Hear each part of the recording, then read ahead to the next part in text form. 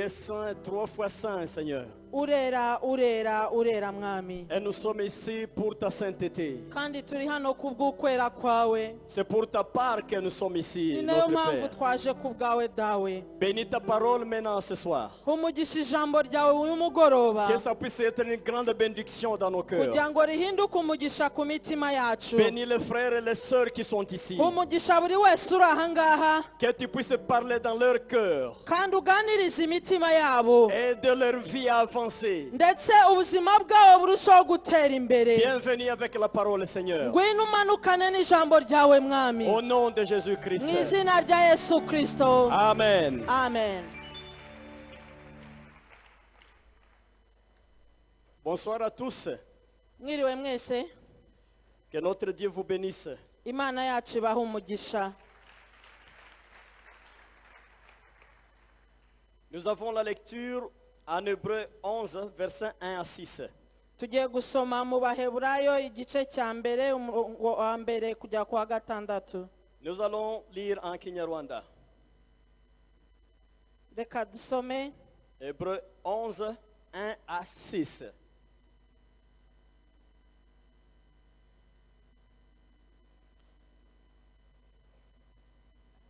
Waibrania. 11, 1 à 6. Abaheburayo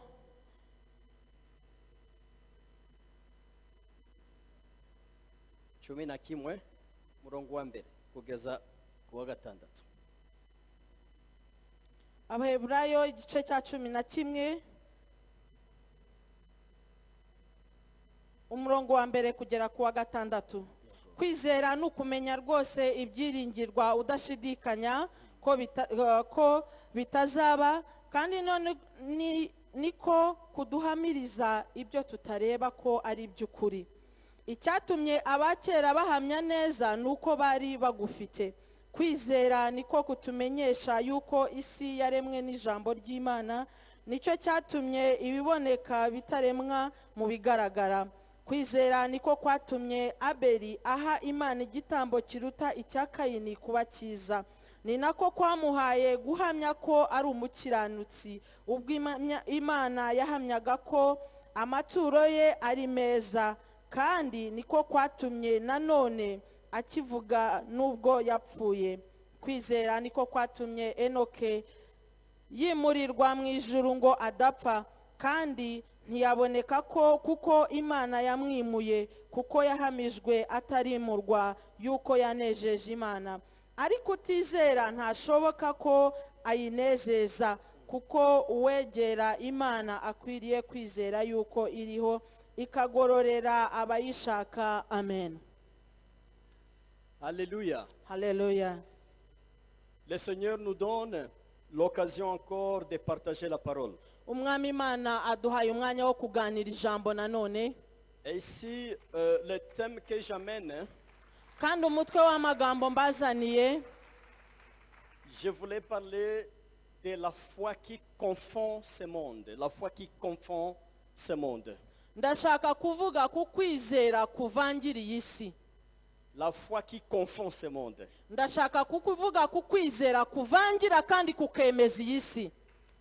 Et je crois que ce thème, c'est vraiment riche et très important pour votre vie. Kandi uyu mutwe w'amagambo tugiye kuvugaho n'uw'ingenzi mu buzima bwawe. Je sais que nous avons entendu les mots foi depuis l'enfance, depuis beaucoup d'années. La foi en Christ. Nzi neza ko twumvise ijambo kwizera kuva twavuka kugera uyu munsi, kugera kwizera muri Kristo. Mais le problème, c'est de savoir qu'est-ce que la foi. Ariko ikibazo gikomeye ni ukumenya kwizera ni iki.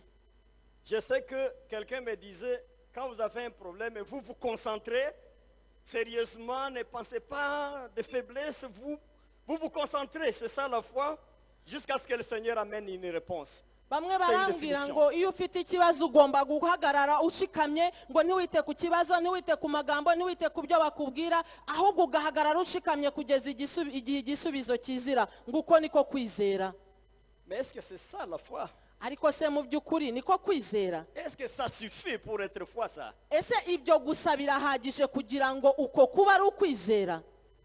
Maintenant, je mène quelques recherches dans la Bible. hanyuma muri bibiliya nkoramo ubushakashatsi bumwe na bumwe. Et j'ai trouvé que, bien que la foi ait parlé depuis Genèse jusqu'à Apocalypse, mais il y a des façons simples de comprendre la foi.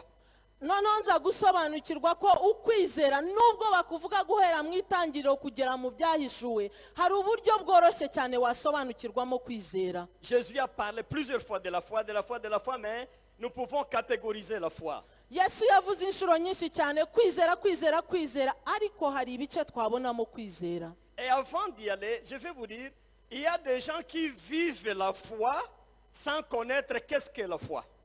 mbere y'uko nkomeza ngiye kubabwira ngo hari abantu babaho mu kwizera bakabeshwaho no kwizera ariko batazi ukwizera icyo ari cyo. Et il y a d'autres qui ne vivent pas dans la foi, mais ils peuvent connaître qu'est-ce qu'est la foi. ndetse hari n'abandi noneho bazi kwizera icyo ari cyo ariko ubuzima bwabo ntabwo ari ukwizera. Maintenant, le texte d'Hébreu que nous avons engagé, iki cyanditswe cyo mu Baheburayo twamaze gusoma, je vais demander à mes frères de projeter un schéma juste pour nous aider à comprendre le thème. ngiye gusaba abantu bo kubyuma kugira ngo batwereke iki gishushanyo kugira ngo tubisobanukirwe neza. Vous regardez le schéma, murebe hano iki gishushanyo. et ici, nous avons le ciel dufite ijuru, en haut, hejuru habanza hari ijuru, ici il y a la terre. ndetse hakaba isi hano h'umweru. Je n'ai pas visé les dispositions géographiques, j'ai pris l'essence seulement. ntabwo nigeze ndeba uburyo isi iteye n'imimerere yayo, narebye gusa isi gusa ijambo. Ciel, terre. amajuru n'isi. Et ici, c'est le cœur de l'homme et la foi dedans. hanyuma kiriya gice kindi kirimo ubururu n'umuhondo ni umutima w'umuntu urimo kwizera n'ibice byako. C'est ce qu'on appelle le diagramme de la foi. iki ni cyo bita mpande eshatu yo kwizera, Diagramme cyangwa gishushanyo. igishushanyo cyo kwizera. C'est-à-dire, je commence à dévoiler déjà. ubu natangiye kwerekana La foi, c'est quoi? kwizera icyo ari cyo. La foi, c'est trois choses. kwizera ni ibintu bitatu, Ou bien dans la foi, il y a trois choses. cyangwa se mu kwizera habamo ibintu bitatu. Il y a ce qu'on appelle la foi naturelle. hari ukwizera gusanzwe karemano, Et c'est cette foi qui commence, qui est originelle dans l'homme. kandi uko ni kwa kwizera karemano kuba mu muntu kudasaba ikindi kintu icyo ari cyo cyose. Ça repose sur la nature. ibyo ni karemano y'umuntu. La foi du salut, deuxièmement, hakaba kwizera kuzanwa n'agakiza, ça repose sur Jésus-Christ. kuba gushingiye kuri Kristo Yesu. Et maintenant, la foi créatrice. kandi hakabaho kwizera kurema, La foi créatrice. kwizera kurema. Mais Jésus, quand il a parlé de la foi, il mettait tout ensemble. none igihe Yesu yavugaga kwizera byose yabishyiraga hamwe. Et il faut un œil technicien pour savoir de quelle sorte de foi il parle. rimwe na rimwe yabaga ari umuntu ubimenyere akamenya ubwoko bwo kwizera ari kuvuga. Mais dans l'ensemble, toute la Bible, on peut englober la foi dans le diagramme que je mets là. ariko muri rusange muri Bibiliya kwizera bavuga kuri muri ibi bice bitatu tumaze kwerekana. Mais la foi en soi, c'est quoi? ariko kwizera ni iki ubwako? En termes très clairs, je vais dire ceci. mu magambo asobanutse kwizera C'est un appareil que Dieu a mis dans l'homme ni imashini Imana yashyize mu muntu pour le permettre d'espérer ce qui n'est pas encore là. kugira ngo imufashe kwiringira ibitaragaragara ngo uboneshe amaso. Dieu a mis ça dans l'homme. ibyo Imana yabishyize mu muntu. Lorsque l'homme peut espérer sans voir avec les yeux, nous parlons de la foi déjà. iyo umuntu atangiye kwiringira ibitagaragara n'amaso, icyo gihe dutangira kuvuga kwizera. Je crois l'auteur des Hébreux, c'est ce qu'il essaie de synthétiser dans ce qu'on a lu. ahangaha uyu wanditse Abaheburayo nicyo yashaka kuvuga mu magambo make mu byo twasomye. Il dit la foi, c'est l'assurance de ce qu'on espère. aravuga ngo Bibiliya ni ukumenya neza ko ibyo twizera rwose, kwizera ni ukumenya neza ko ibyo twizera rwose, Ce que nos yeux ne voient pas. ibyo amaso yacu atarabona, C'est ça la foi. uko niko kwizera. Mais je vous dis, les gens qui ont d'aptitude dans les études bibliques, ariko abantu bamenyereye gusoma Bibiliya n'inyigisho za Bibiliya n'iyigwa Bibiliya ils peuvent voir le génie de l'auteur quand il a écrit le chapitre 11 d'Hébreux. batangira kubona ubuhanga no gukomera k'umuntu wanditse Abaheburayo iyo atangiye kwandika. C'est vraiment un génie. Ni ukuri ni umuhanga udasanzwe Puisqu'il a arrangé selon l'ordre. kubera yuko yakurikiranyije. C'est-à-dire, quand nous disons que l'assurance est de ce qu'on espère, là il donne la définition de la foi. Iyo atangiye kuvuga ngo kwizera ni ukumenya rwose ko ibyiringirwa, yatanze igisobanuro. Quand il va au verset 3, yagera ku murongo wa gatatu noneho là il dit que Dieu c'est le créateur de toutes choses. arangije akavuga ngo Imana niyo muremyi wa byose. C'est Hébreux 11 verset 3. Aho ni mu Baheburayo 11 umurongo wa gatatu. Je ne sais pas si vous pouvez lire encore le verset 3. Reka dusome umurongo wa gatatu, aravuga ngo kwizera niko kutumenyesha yuko isi yaremwe n'ijambo ry'Imana. Amen. Amen. C'est-à-dire, sans la foi, on ne peut pas accepter que c'est Dieu qui a créé le monde. Udafite kwizera ntiwakwemera ko Imana ariyo yaremye isi. C'est-à-dire, en sachant que la terre et tout ce qui se trouve a été créé par Dieu, on a une certaine foi dans soi. Umaze kumenya no gusobanukirwa ko ibiri ku isi n'isi ubwayo byaremwe n'Imana, wamaze kugira ukwizera muri wowe. C'est ça qu'on appelle la foi naturelle. Uko niko kwizera gusanzwe karemano, Qui se limite seulement à accepter que Dieu c'est le créateur de tout ce qui existe. kurangirira kukwemera yuko Imana ariyo muremyi wa byose. C'est bien lui qui a construit tout ce qui existe. Niwe wenyine waremye ibiriho ku isi yose. Il n'y a pas de construction sans constructeur. Ntabwo washobora kubaka nta mwubatsi. Quand il y a des constructions, c'est qu'un constructeur est là. Ni ukuvuga ngo iyo bari kubaka umwubatsi aba ahari. C'est-à-dire, le monde comme création, ça doit avoir un créateur et son nom c'est Dieu qui est là. Ni ukuvuga ngo isi nk'ikiremwa ifite uwakiremye, uwo wakiremye uwo muremyi ni Imana. Savoir que Dieu est créateur, c'est déjà la foi. Kumenya ko Imana ari umuremyi ni ukwizera nyine. C'est ce qu'on appelle la foi naturelle. Uko niko bita kwizera karemano. La foi naturelle. Karemano, kwizera On karemano. regarde la nature, on dit évidemment, c'est Dieu qui a créé cette nature. Ukareba ubwiza bw'ibiremwa ukavuga ngo nibyo ni Imana yabiremye. Évidemment, Dieu c'est le créateur. Nibyo Imana ni umuremyi. Il faut dire amen à ça. Ibyo mubivugire amena. Dieu c'est le créateur. Nibyo Imana ni Il n'y umuremyi. a pas d'autre. Nta wundi muremyi tugira. Les hommes ont fait beaucoup d'aventures, mais personne n'a dit dans ce monde depuis la création que c'est moi le créateur. Il n'y a pas d'aventurier jusqu'à ce niveau-là. Abantu bakoze byinshi cyane bikomeye, ariko nta muntu urahagarara ku maguru ye ngo avuge ariko ngo ni njye muremyi wa byose. Le créateur de toutes choses, c'est le Dieu très haut, le Dieu de la foi. Umuremyi wa byose ni Imana yo hejuru, Imana isumba zose. Alléluia. Haleluya. Ça c'est la foi naturelle. Uko ni ukwizera karemano. Les hommes ont la foi naturelle. Abantu bagira kwizera karemano. Les païens ont la foi naturelle. Ndetse n'abapagani barakugira.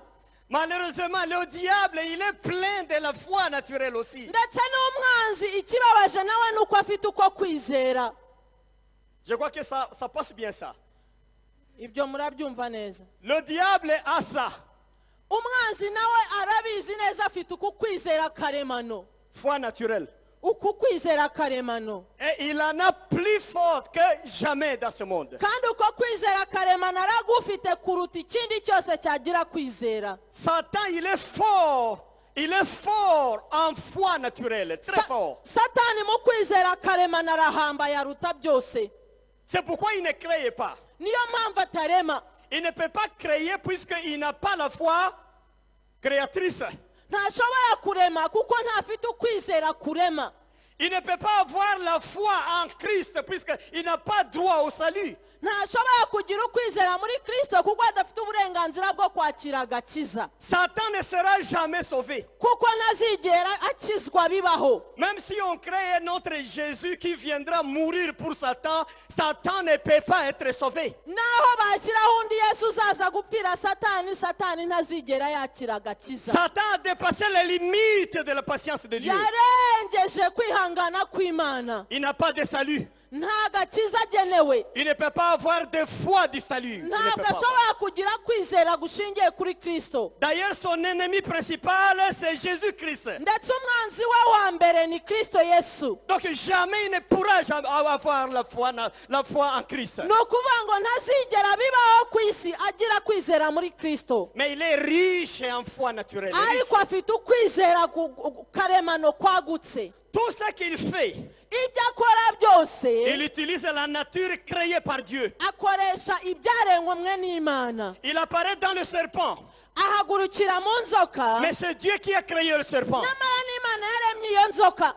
Il va apparaître dans le lion. Akahagurukira mu ntare, Mais le lion a été créé par Dieu. nyamara intare nayo yaremwe n'Imana. Il se cache dans les eaux. Agendera mu mazi, Mais l'eau a été créée par Dieu. amazi nayo yaremwe n'Imana. Tous les miracles du diable, Ibikorwa byose bya Satani c'est autour de la nature créée par Dieu. bigendera mu biremwa by'Imana. Satan ne pourra jamais t'amener ce que Dieu n'a pas créé. Il n'en a pas. Ntabwo Satani azigera akuzanira icyo Imana itaremye kuko ntacyo agira. Il ne peut pas. Nta na kimwe afite. Il n'a pas la permission de créer. Nta burenganzira afite bwo kurema. Si je me rappelle certaines leçons que j'ai enseignées ici, Nibutse amasomo amwe nagiye nigisha, je vous disais ceci. narababwiye Pour avoir beaucoup de démons, kugira ngo ugire abadayimoni benshi cyangwa abagaye, Satan, ce qu'il fait, c'est quoi? Satani icyo akora, Il va prendre les gens qui sont morts dans les péchés. arafata abapfiriye mu byaha, Il les utilise comme des démons hanyuma akoresha imyuka yabo nk'abadayimoni pour augmenter le nombre des esprits mauvais. kugira ngo yongere umubare w'abadayimoni Mais akoresha. il ne peut pas créer d'autres lui-même. Ariko ntashobora kwiremera abadayimoni we ku giti cye, Il ne peut pas. ntabishoboye. Dieu a donné beaucoup de permissions au diable, mais il l'a défendu de créer. Le diable ne peut jamais créer. Imana yahaye umwanzi uburenganzira bwinshi, ariko yamwimye kurema Il kuko ne peut pas atabishoboye. créer. Ntashobora kurema. Le verbe créer, c'est un verbe lié à Dieu lui-même. Kurema ni inshinga ijyana n'Imana gusa. C'est le verbe bara, c'est-à-dire créer. Ni ijambo bara rivuga kurema. Celui qui peut créer, c'est Dieu unique. Umuntu wenyine ushobora kurema ni Imana rurema yonyine. Mais le diable a trompé beaucoup de gens.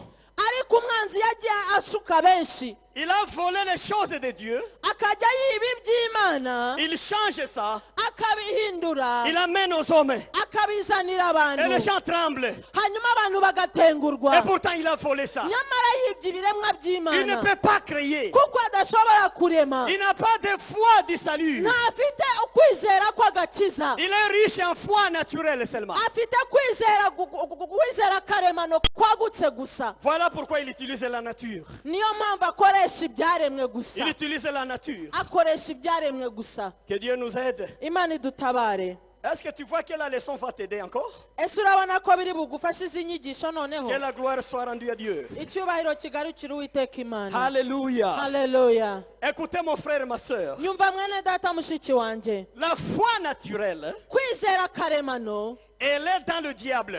kuba mu mwanzi. Et puis, si vous lisez dans Jacques, on ne veut pas lire, je vais maintenant aller vite. Hein. Ni muri busome muri Yakobo, ntabwo ndi buhasome. Jacques chapitre 2, Yakobo igice cya kabiri, versets 14 à 15. umurongo wa 14 na 15. Jacques fait un discours. We aravuga, Il dit ceci. aravuga ngo, Si vous croyez que Dieu c'est le créateur niba mwizera ko Imana ariyo muremyi wa byose, et que Jésus est sauveur, kandi Yesu akaba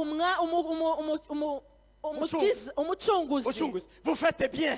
ni byiza. Mais même les démons reconnaissent cela. Ariko abadayimoni nabo ibyo ngibyo barabyemera. Jacques nous dit ça. Ibyo ngibyo Yakobo arabivuga. Jacques dit, je répète encore. Ubwo reka mbisubiremo, aravuga, Si vous croyez que Dieu c'est le créateur et Jésus est le sauveur, niba mwizera ko Imana ari umuremyi wa byose, Yesu akaba n'umukiza wa byose, c'est bien. ni byiza. Mais même les démons reconnaissent cela. Ariko ibyo ngibyo n'abadayimoni barabyemera. Les démons reconnaissent Dieu comme créateur. bemera ko imana ari umuremyi wa byose. Aucun démon ne peut dire c'est moi le créateur. Jamais, jamais, jamais. nta mudayimoni wahaguruka ngo avuge ni njye muremyi wa byose, oya ntibibaho. Même les démons savent que le créateur c'est Dieu qui est au ciel. Ils savent ndetse ça. n'abadayimoni bazi neza ko umuremyi wa byose ari imana yo mu ijuru. C'est que la foi naturelle se trouve dans le diable. kwizera karemano rero biba mu mwanzi, Ça se trouve dans les païens. biba no mu bapagani. Les gens qui passent des nuits dans des cabarets, abantu barara mu tubari dans l'alcool, banywa inzoga, dans l'adultère, basambana, ne pensez pas qu'ils ne savent pas que Dieu est créateur. Ils savent. ntiwibwire yuko batazi ko imana ariyo muremyi wa byose. Moi, je vous dis qu'il y a beaucoup de bons prédicateurs dans les cabarets. Il y en a beaucoup. mu tubari harimo ababwiriza beza cyane, Il y a de bons évangélistes dans les cabarets. ndetse harimo abavugabutumwa beza. Ils savent que Dieu, c'est le créateur. bazi neza ko imana ari umuremyi, Mais ils sont prisonniers du péché. ariko ni imbata z'icyaha. Ils ne peuvent pas se tirer dans ce péché-là. ntabwo bashobora kwikura muri icyo cyaha, Mais ils savent eux-mêmes que Dieu, c'est le créateur. ariko bazi neza ko imana ari umuremyi wa byose. Nous sommes ensemble. turi kumwe. Je me rappelle un cas dans le passé. ndibuka igihe kimwe mu bihe byashize, On vivait ensemble avec un vieux papa twabanaga n'umupapa umwe ukuze qui faisait des fétiches. yararogaga. Il pouvait faire des fétiches yashoboraga kuragura, yashoboraga gukora ibintu nk'ibyo. Et quand tu priais à côté de lui, igihe wasengeraga iruhande rwe, lui il te disait, mais toi, tu as manqué l'intelligence. Qu'est-ce que Dieu est toi? Quand on priait à côté de lui, il disait ça. iyo wasengeraga iruhande rwe yavuga ngo wowe wabuze ubwenge, ngo ese imana nawe muhuriye he? Et il disait, toi garçon David, je vais t'accuser chez ton papa. hanyuma akavuga ngo wowe Davide, nzajya kukurega kwa so wo mu ijuru, Tu es insensé. kubera ko wabuze ubwenge, Tu ne connais pas Dieu. kuko utazi imana. Dieu c'est ton ventre, toi. imana niyo nda yawe, Le ventre c'est ça Dieu. iyo nda yawe niyo mana. Mais un jour, ariko umunsi umwe je dormais à côté. nari ndyamye aho ngaho hafi aho, Je l'ai entendu prier la nuit. numva ari gusenga mu ijoro. C'est une grande expérience. byabaye ibintu bikomeye cyane. Il a prié. yarasenze Il disait ceci. avuga, Dieu, mana, tout ce que je suis en train de faire, ibyo nkora byose je sais que c'est vanité. ndazi ko bizashiraho, Je sais que tu es là, kandi nzi neza ko uriho, le créateur de mon père et de mon grand-père. ukaba ari wowe waremye data na sogokuru n'abasogokuruza bose. Je reconnais que je suis pécheur. ndabizi neza ko ndi umunyabyaha, Mais laisse-moi le temps de continuer mes péchés. ariko mu mwanya nkomeze nikorera ibyaha. Mais le jour de la mort, igihe cyo gupfa ariko nikigera, il faut m'aider à te rencontrer. uzambabarire umfashe nzakubone mu bwami bwawe. Le matin, mu gitondo je le dérange, ndamukomangira, ndamubyutsa, puisqu'on faisait des blagues avec lui. kubera ko twajyaga tuganira tugaseka. Je lui dis, la nuit tu as prié très bien comme un pentecôtiste. hanyuma namwe ngo ninjoro wasenze neza nk'umurokore mwiza. Et moi, aba ngo njyewe tu m'as entendu? wanyumvise? Prie. Menteur, uri umubeshyi. Moi prier. njyewe nasenze? Je n'ai pas prié. ntabwo nigeze nsenga. Il a refusé catégoriquement. arabyanga, aratsemba. Mais j'ai compris ceci. hanyuma nsobanukirwa iki? C'est son âme qui parlait devant Dieu. ni umutima we wari uri kuganiriza imana, Ubugingo. ni ubugingo bwe bwaganirizaga C'est imana, son âme qui parlait avec Dieu. ni ubugingo bwe bwatakambiraga imana. Il n'était pas conscient. ntabwo yari abizi, ntiyumvaga. C'est-à-dire même toi ici. ni ukuvuga ngo nawe ubwawe Naturellement tu es religieux. mu buryo busanzwe uri umukristo, Même si ta tête peut refuser. nubwo umutwe wawe wabyanga, Mais ton âme ariko ubugingo bwawe reconnaît qu'il y a un créateur. uzi yuko hari umuremyi wa byose, Il y a un créateur. hari umuremyi wa byose. Ton âme reconnaît ça. ibyo ngibyo ubugingo bwawe burabizi. C'est l'âme de ce papa qui priait secours à Dieu. uwo munsi ni ubugingo bw'uwo mubyeyi bwasengaga, Mais dans l'intelligence, il n'a pas compris aussi. ariko ntigeze abimenyesha ubwenge bwe. La foi naturelle. La foi naturelle. kwizera karemano Cette foi est partout. uko kwizera kuri hose Elle est partout, la foi kuri naturelle. hose uko kwizera karemano. Que Dieu nous aide. Imana idutabare, Que Dieu nous aide. Imana idutabare. Je peux continuer. Nshobora gukomeza, Encourage-moi à continuer. mumfashe nkomeze. Que Dieu vous bénisse. Imana ibaho umugisha.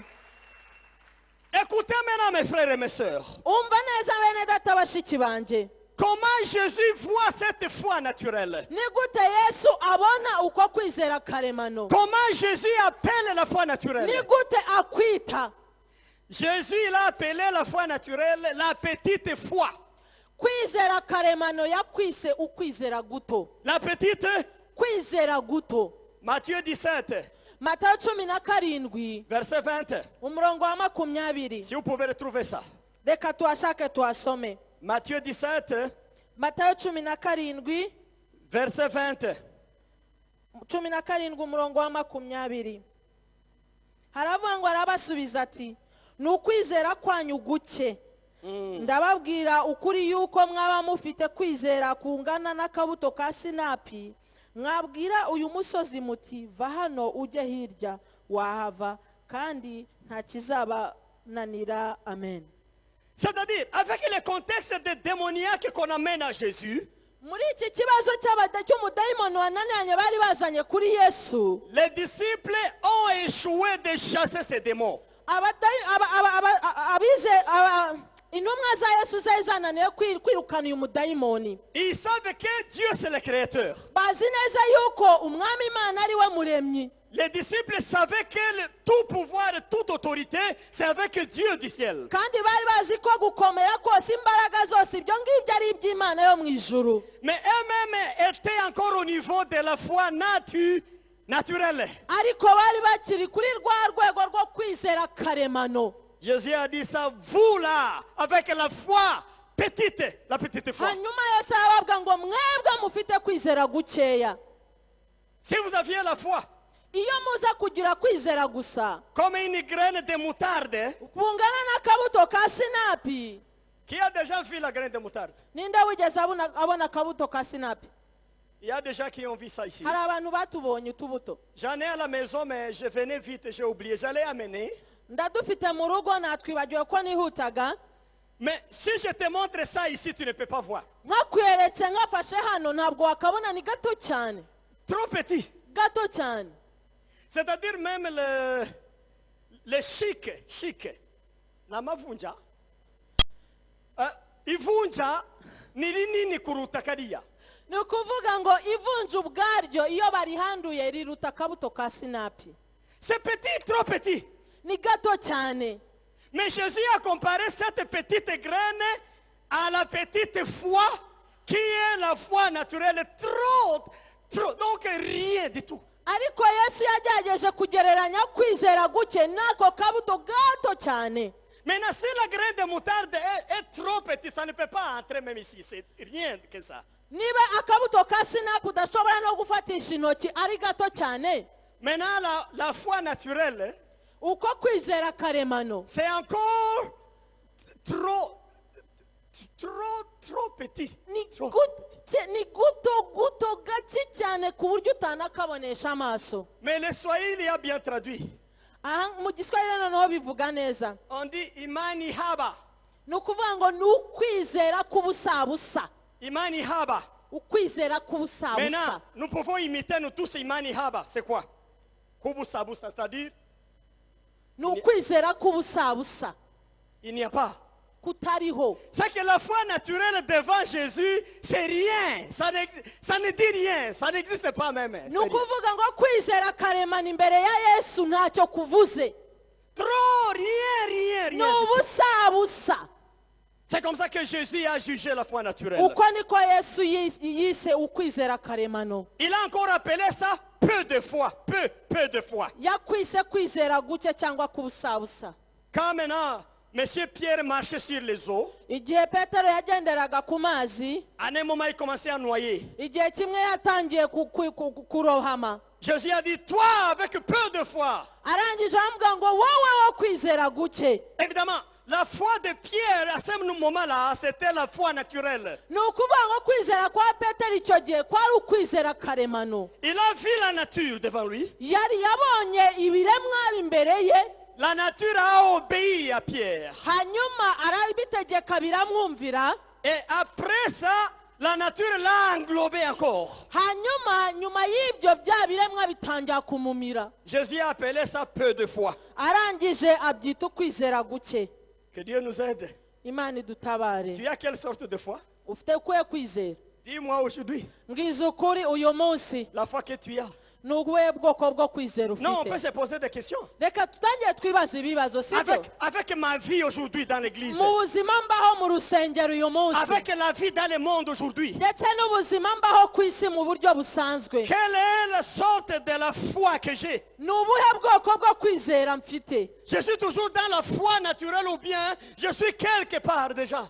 ese ndacyabaho mu kwizera karemano cyangwa narazamutse mu rundi rwego? La foi naturelle. ukwizera karemano, La foi naturelle. kwizera karemano. Cette foi repose sur la nature. uko kwizera karemano gushingiye ku byaremwe, Cette foi fait recours au matériel. ndetse gushingiye ku bifatika.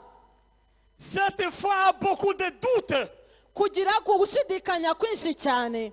Quand les choses avancent, iyo bigenda neza, quelqu'un de foi naturelle te dit non, Dieu est en train de faire, Dieu est en train de faire, vraiment ça va, vraiment ça va. umuntu wo kwizera karemano avuga ngo Imana iri kubikora, turabona ibitangaza biragenda. Mais une mauvaise nouvelle le matin, il change. ariko inkuru y'inshanga umugongo mu gitondo agahindura inkambi. Et lui commence à dire mais Dieu aussi, comment il doit nous laisser dans des choses comme ça? arakatangira kuvuga ngo ni gute Imana ishobora kutureka muri ibi bintu bimeze gutya? Mais hier soir, il disait que non, tout va bien, le Seigneur est en action.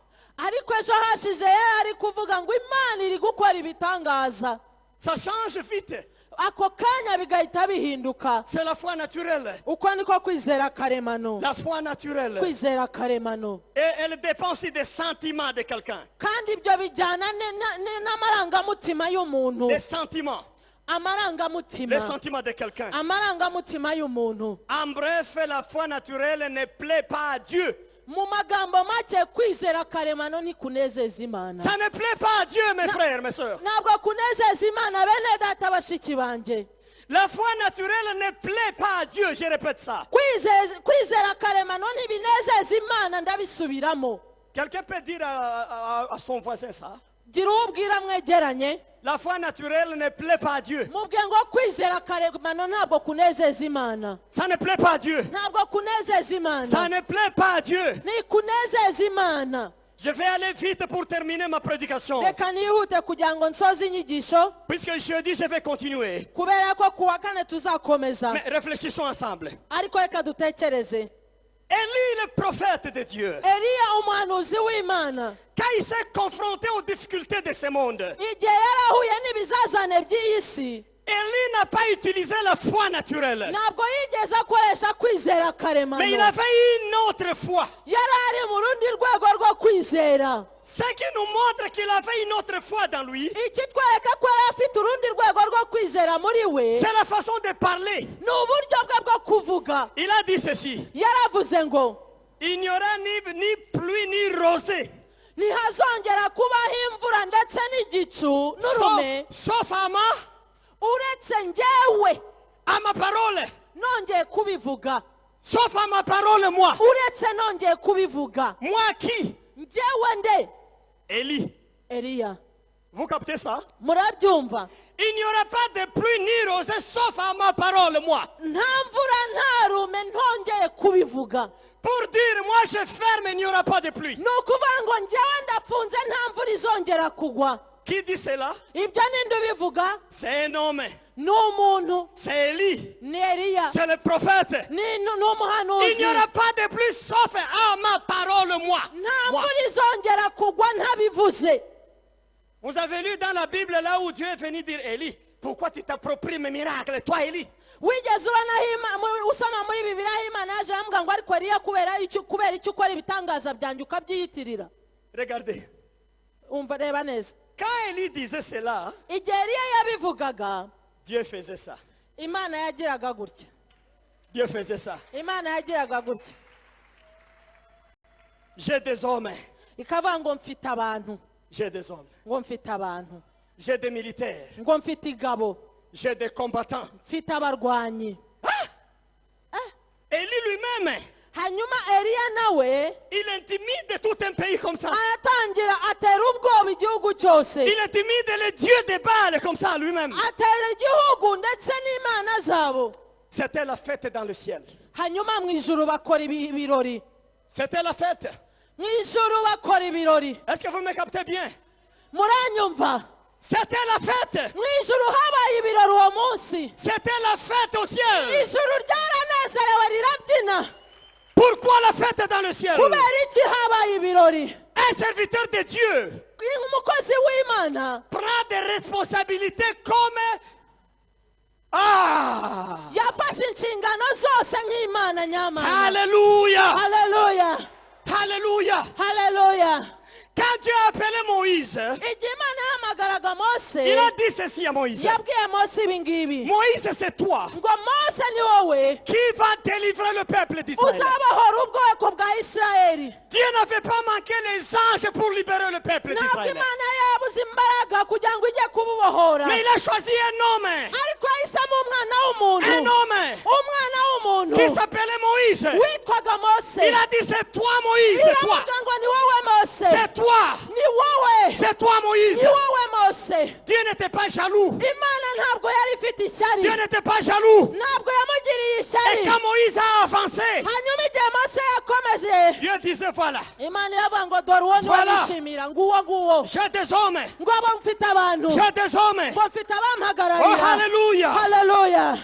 Quand je vais avec le miracle d'Élysée, Igihe Yesu yabonye igitangaza cya Elisha, partout où Élisée a fait des miracles, ahantu hose Elisha yakoze ibitangaza, il donnait les ordres seulement. yatangaga amategeko bigakoreka, Que ça soit comme ça. akavuga ngo bibe gutya, Que ça soit comme ça. akavuga ngo bibe bikaba. Dieu n'a jamais été jaloux avec ça. Ntabwo Imana yigeze imugirira ishyari. Nous sommes ensemble. Turi kumwe. Dieu n'a jamais été jaloux. Ntabwo Imana yamugiriye ishyari. C'est nous-mêmes qui avons la jalousie aujourd'hui. Ni twebwe tumugirira ishyari uyu munsi.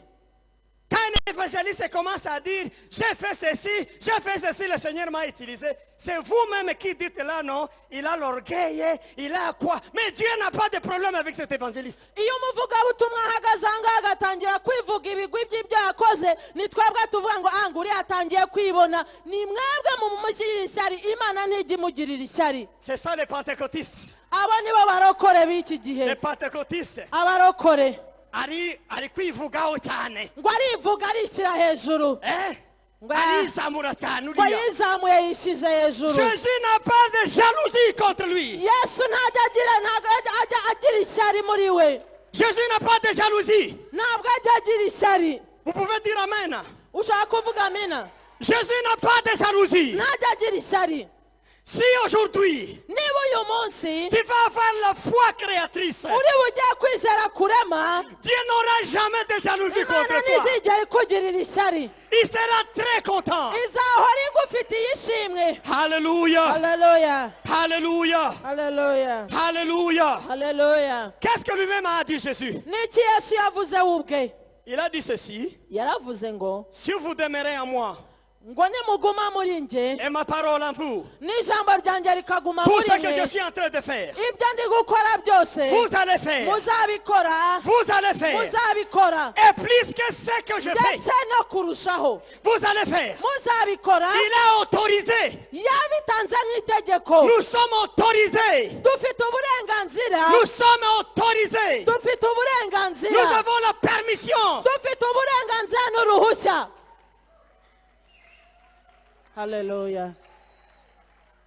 Même si les hommes sont jaloux derrière nous, Nubwo abantu batugirira ishyari, n'ayez pas peur. ntuzagire Nous ubwoba. avons la permission de Dieu. Dufite uburenganzira ku Mana. Alléluia. Haleluya. Nous avons la permission de Dieu Dufite uruhushya rw'Imana rwo kubikora. de faire même plus que ce qu'il a fait. Ndetse muzakora n'ibirenzeho. Mais la Bible est claire. Ibyo nibyo Bibiliya ivuga kandi bisobanutse. Si vous avez la foi, Nimugira kwizera muri nge, vous diriez à la montagne muzabwira uyu musozi de sauter. ngo niwijugunye, Et elle va accepter. Elle va sauter. hanyuma wijugunye. Ce n'est pas à dire, ntabwo bivuga si vous avez la foi en moi, niba mufite kwizera muri nge vous allez me demander muzabanza munsabe de venir enlever les montagnes devant vous. kugira ngo nze mbakurireho iyi misozi imbere yanyu. Nous sommes ensemble. Turi kumwe, Nous sommes ensemble. turi kumwe. Qui enlève les montagnes? Ninde uzikuriraho umusozi? C'est l'homme ou c'est Dieu? Ni umuntu cyangwa Imana? Ni umuntu. Alléluia! Haleluya, Alléluia! haleluya. La montagne qui t'a résisté, Iyo misozi yakunaniye c'est toi-même qui as chassé cette ni wowe montagne-là. ugomba kuyirukana. Alléluia! Haleluya. La montagne qui est devant toi, Uwo musozi ukuri imbere c'est toi-même qui as la permission ni de wowe chasser ufite cette montagne. uburenganzira bwo kuwirukana. Vous commencez à comprendre Natangiye kubisobanukirwa pourquoi la foi naturelle ne plaît pas à Dieu. impamvu ukwizera karemano kutanezeza Imana. La foi naturelle demande à Dieu de faire ce que l'homme peut faire. Kwizera karemano gusaba Imana gukora ibyo umuntu yashoboye kwikorera. Papa, Ukavuga ngo dawe venez encore. ngwino ngera umanuke, Regardez encore. ngo urebe byasangiye Regardez kandi encore. nanone byaje, Regardez encore. nanone byongeye. C'est ça l'église d'aujourd'hui. Iryo ni ryo torero ry'uyu munsi. Demandez à Dieu de tout faire. Baba basaba Imana kugira ngo Demandez à Dieu izikore de tout byose. faire. Basaba Imana guhora ikora Demandez à byose. Dieu de tout Basaba faire. Imana kubikora. Demandez à Dieu de tout faire. Basaba Imana kugira ngo iziba Ça, ce n'est pas la ibikora. Bible. Uko ntabwo ariyo Ce n'est Bibiliya. pas ça la Bible. Iyo ntabwo ariko Bibiliya Ce n'est pas yanditse. ça la Bible. Ntabwo biri muri Bibiliya. Dieu veut que toi-même, toi, Imana wowe wenyine tu puisses t'élever comme un homme. izi ko ugomba guhaguruka nk'umuntu. Comme un homme. Nk'umuntu. C'est ce qu'il disait à Josué. Ibyo nibyo yabwiraga Yosuwa. Mets-toi debout comme un homme. Iravuga ngo haguruka nk'umuntu. Comme un homme. Nk'umuntu. Alléluia. Haleluya. Comme un homme. Nk'umugabo. Même devant la montagne. Ndetse n'imbere y'imisozi. Devant le problème. N'ibibazo bikomeye Devant le by'inzitane. blocage. Ndetse n'inzitane Devant les zikuyobeye. difficultés. Ndetse n'ibikugoye. Lève-toi comme un homme. Haguruka nk'umugabo. Comme un homme. Nk'umugabo. Mets-toi comme un homme. Haguruka nk'umugabo. La montagne va fuir. Imisozi izaguhunga. La montagne va fuir. Imisozi izaguhunga. Alléluia. Haleluya. Jésus n'est pas jaloux. Yesu ntagira ishyari. Au contraire, Nyamara il est très content. aranezerwa. Il est très content. Aranezerwa. Que Dieu nous aide. Imana Que idutabare. Dieu soit béni. Imana ihabwa icyubahiro. Je lisais dans les psaumes un jour. Nari ndi gusoma muri Zaburi igihe kimwe. Je ne vais plus lire ça. Ntabwo ndi buhasome. C'est dans psaume 127. Ni muri Zaburi 127. La Bible dit ceci. Bibiliya iravuga Il dit que les fils sont des bénédictions. ngo abana ni umugisha. C'est une bénédiction. Ni umugisha. Les fils sont des bénédictions. Abana ni umugisha. Celui qui en a, aba afite mu rukiryi rubuzuye il a raison de se glorifier. aba afite impamvu yo kwirata. Puisque ces enfants sont comme des flèches. Kubera ko abana be ni nk'imiheto, ni nk'imyambi. Sont comme des flèches. Ni nk'imyambi. Et leur papa, Na ba se nabo, leur papa, abase, quand il parle avec les ennemis à la porte, iyo batangiye kuvugana n'abanzi babo, il parle avec les ennemis avec mépris. basuzugura abanzi babo. Avec mépris. Basuzugura abanzi babo. Pourquoi? Kubera iki? Il sait qu'il a des enfants. Kubera ko bafite abana amaboko. Si tu as des gens, des garçons à partir de 18 ans, 20 ans, 25, 30 dans la maison, Niba ufite abasore b'imyaka guhera kuri 18 no kuzamura mu rugo, il y a un comportement qu'ils ont. bafite uburyo bitwara. Quand on frappe sur la porte, Iyo hari ukomanze, et si c'est toi papa qui va ouvrir, iyo ushatse kujya gufungura, vous le voyez tous derrière toi. bahita le gars baza sur la inyuma fenêtre. yawe bakaza kureba uwo ari we.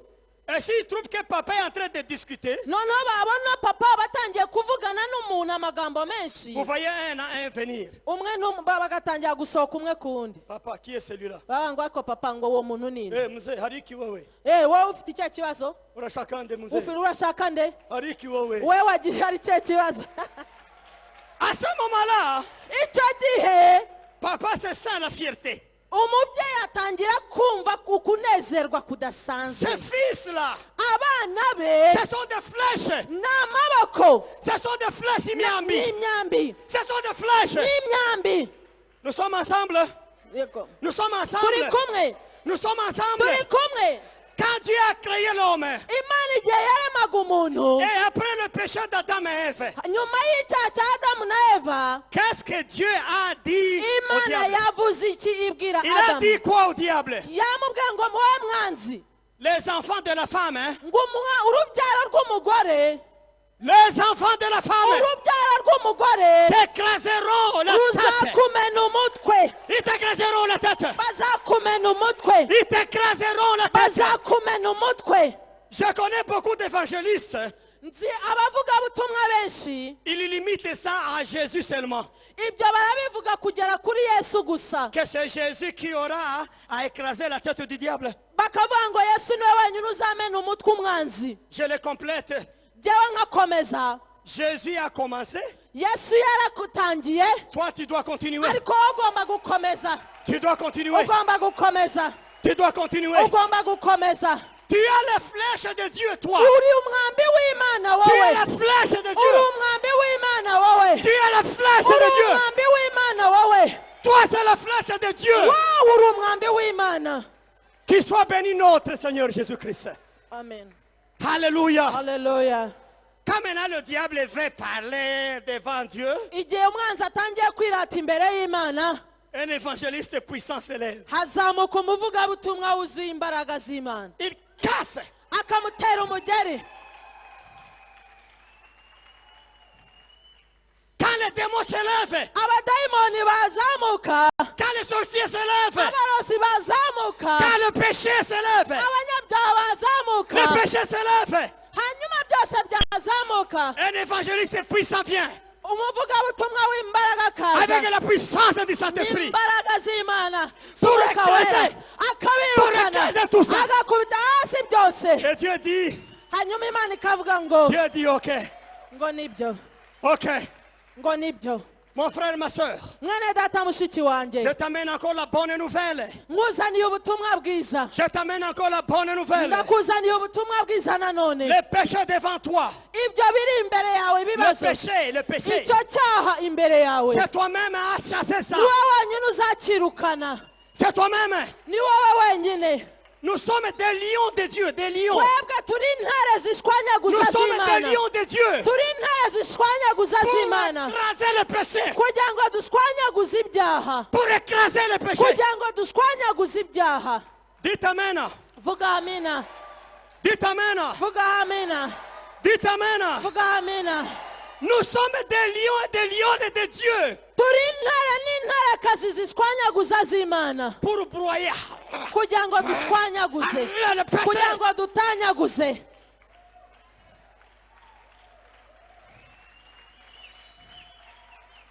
Alléluia. Haleluya. Et quand les montagnes se lèvent devant nous, ndetse n'imisozi yahaguruka imbere nous yacu serons debout comme des hommes. tuzaba duhagaze nk'abagabo Avec la puissance de notre Dieu. n'imbaraga zo kwerekana ukukomera kw'imana Pour yacu demander à ces montagnes de quitter. Et de ukibwira uwo donner la musozi vie. ngo genda. Alléluia. Haleluya. Alléluia. Haleluya. Je dois arrêter ma prédication. ngomba gusoreza hano kubwiriza kwanjye Mais je te suscite, mon frère. ariko ndakwinginga mwene data Je te suscite. ndakwinginga Je te suscite. ndakwinginga Dieu n'aime pas la foi naturelle. ndakwinginga nk'ubwa ngo imana ntikunda kwizera karemano. Tu dois quitter là. ugomba kuva kuri urwo rwego. Cette foi-là est faible. uko kwizera ni ubusabusa. C'est dominé par la nature. uko nguko kuyoborwa na kamere. Et le diable écrase beaucoup la foi naturelle. kandi umwanzi agendera muri kamere. Mais il y a d'autres fois. ariko hari ukundi kwizera. Je vais développer ça le jeudi et dimanche. tuzakuvuga ku wa kane no ku cyumweru. Là où nous serons comme des flèches. aho tuzahinduka imyambi. Hey! Au nom de Jésus-Christ. mu izina rya Yesu. Comme des flèches. nk'imyambi. Des flèches de Dieu. imyambi y'Imana. Des flèches de Dieu. imyambi y'Imana. Alléluia. Haleluya. Si tu peux voir la joie de Dieu dans le ciel. uramutse ubonye ibyishimo Imana ifite mu ijuru. Quand ces enfants sont en train de broyer le péché, d'écraser, de chasser, de tuer. iyo abana b'Imana bari kwirukana bari gushwanyaguza no gutanyaguza ibyaha, la joie de Dieu, umunezero Imana ibifite, la joie de Dieu, umunezero w'Imana icyo gihe lorsque ses enfants iyo abana bayo sont en train de dévorer le péché, batangiye gushwanyaguza ibyaha, la joie de Dieu, umunezero w'Imana elle est trop grande, trop uba ari grande, munini cyane, ari mwinshi, trop grande. uba ari mwinshi. Alléluia, Haleluya, alléluia, haleluya, alléluia. haleluya. Je vais laisser avec la foi naturelle, Ngiye kurekeraho hamwe no kwizera kwa karemano, mais jamais devenir une flèche de Dieu. ngiye kuva mu kwizera karemano ndifuza kuba ku kwizera kugumpindura umwambi w'Imana, ngahinduka umwambi. Hey. Yeah. Nibyo. Oh, alléluia. Haleluya. Quand nous faisons cela, Ibyo nitubikora, et Dieu, Imana et Jésus, ndetse na Yesu, imagine-toi l'ambiance dans le ciel. aya bazanezerwa bari mu ijuru. Le sango là, elle est, n'est-ce pas? Jésus est Dieu. Imana na Yesu, Jésus qui dit est Dieu. Imana, Yesu abubwira Imana, Tu vois ce que j'avais fait au monde? urabona ibyo nakoze ku isi, Regarde toi-même. byitegereze urebe. Celui-là, c'est qui? Abo ni abande, C'est l'un de notre. ni umwe mu bacu, C'est notre enfant. ni umwana Notre wacu, fils. ni umwana wacu. Dieu va dire. Hanyuma Imana ivuge, Jésus. ngumva Yesu, Jésus. kora, Vraiment. uri umuntu w'umugabo. Vraiment. Haleluya. Vraiment. Nibyo, Vraiment. nibyo, Vraiment. nibyo warabikoze. Dans le ciel, on est très fiers de toi. Ndetse n'ijuru rizakwirata Quand tu es une flèche de iyo Dieu. uhindutse umwambi w'Imana. Oh, alléluia. Haleluya.